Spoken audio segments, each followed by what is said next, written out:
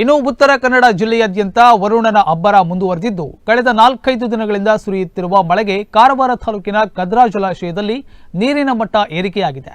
ಹೀಗಾಗಿ 4 ಕ್ರಸ್ಟ್ ಗೇಟ್ಗಳ ಮೂಲಕ 10,600 ಕ್ಯೂಸೆಕ್ ನೀರನ್ನು ಹೊರಬಿಡಲಾಗಿದೆ. ಉತ್ತರ ಕನ್ನಡ ಜಿಲ್ಲೆಯಲ್ಲಿ ಬಿಟ್ಟು ಬಿಡದೆ ಸುರಿಯುತ್ತಿರುವ ಮಳೆಗೆ ಜಿಲ್ಲೆಯಾದ್ಯಂತ ಸಾಕಷ್ಟು ಅವಾಂತರಗಳು ಸೃಷ್ಟಿಯಾಗಿವೆ.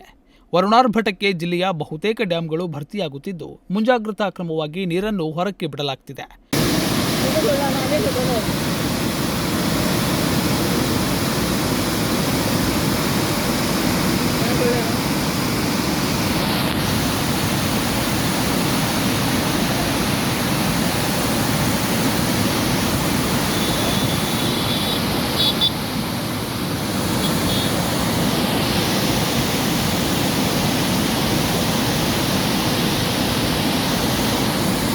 ಕಾರವಾರ ತಾಲೂಕಿನ ಕದ್ರಾ ಜಲಾಶಯದಲ್ಲಿ ನೀರಿನ ಮಟ್ಟ ಏರಿಕೆಯಾದ ಹಿನ್ನೆಲೆಯಲ್ಲಿ 4 ಕ್ರಸ್ಟ್ ಗೇಟ್ಗಳ ಮೂಲಕ 10,600 ಕ್ಯೂಸೆಕ್ ನೀರನ್ನು ಹೊರಬಿಡಲಾಗಿದೆ. 34.50 ಮೀಟರ್ ಗರಿಷ್ಠ ನೀರು ಸಂಗ್ರಹಣಾ ಸಾಮರ್ಥ್ಯದ ಅಣೆಕಟ್ಟಿನಲ್ಲಿ ಸದ್ಯ 30.33 ಮೀಟರ್ ಎತ್ತರದವರೆಗೆ ನೀರು ಸಂಗ್ರಹವಾಗಿದೆ.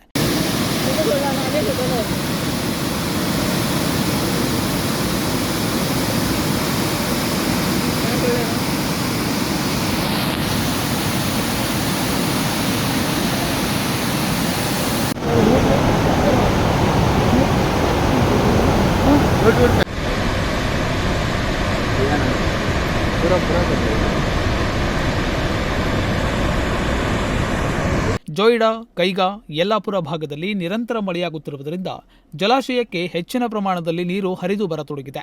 ಜಲಾಶಯಕ್ಕೆ ನೀರಿನ ಒಳಹರಿವಿನ ಪ್ರಮಾಣ 19.676 ಕ್ಯೂಸೆಕ್ ಇದ್ದು, ನೀರಿನ ಮಟ್ಟ ಏರಿಕೆಯಾಗುತ್ತಿದೆ. ಪ್ರವಾಹ ಉಂಟಾಗುವುದನ್ನು ತಡೆಯುವ ನಿಟ್ಟಿನಲ್ಲಿ ಅಣೆಕಟ್ಟೆಯಲ್ಲಿ ಗರಿಷ್ಠ 31 ಮೀಟರ್ ಸಂಗ್ರಹಣಾ ಸಾಮರ್ಥ್ಯವನ್ನು ಜಿಲ್ಲಾಡಳಿತ ನಿಗದಿಪಡಿಸಿದ್ದು, ಈ ಹಿನ್ನೆಲೆಯಲ್ಲಿ ಮುನ್ನೆಚ್ಚರಿಕಾ ಕ್ರಮವಾಗಿ ನೀರು ಹೊರಕ್ಕೆ ಬಿಡಲಾಗುತ್ತಿದೆ.